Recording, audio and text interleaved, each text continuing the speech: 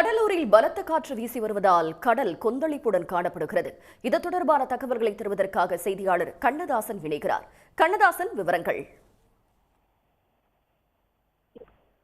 வங்கக்கடலில் உருவான அந்த புயல் காரணமாக கடலூரில் காலையிலிருந்து மிதமான மழை பெய்து வந்த நிலையில் பிற்பகல் 3 மணிக்கு மேல் தற்போது கனமழை என்பது பெய்து கொண்டிருக்கிறது.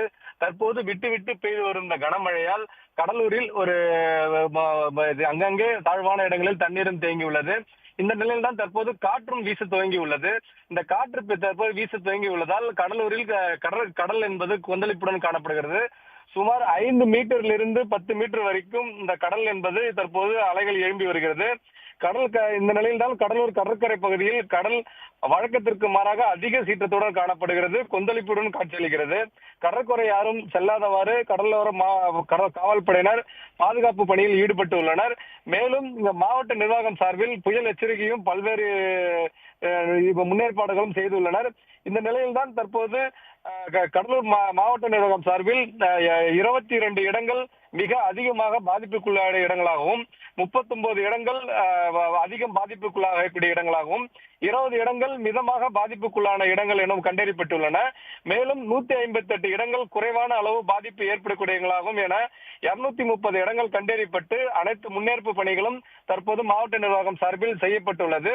கனமழை ஏற்படும் போது பொதுமக்கள் பாதுகாப்பாக இருக்க 28 புயல் பாதுகாப்பு மையங்களில் சுமார் 8400 நபர்கள் தங்கலாம் என மாவட்ட நிர்வாகம் சார்பில் அறிவுறுத்தப்பட்டுள்ளன.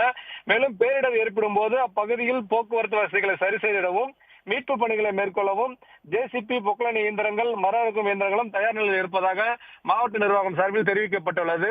தற்போது கடலூரை பொறுத்தவரை விட்டு விட்டு என்பது கனமழை பெய்து கொண்டிருக்கிறது. இந்த மழை தொடர்ந்து நீடிக்குமானால் கடலூர் என்பது வெள்ளக்காடாக காட்சியளிக்கும் என தெரிய வருகிறது.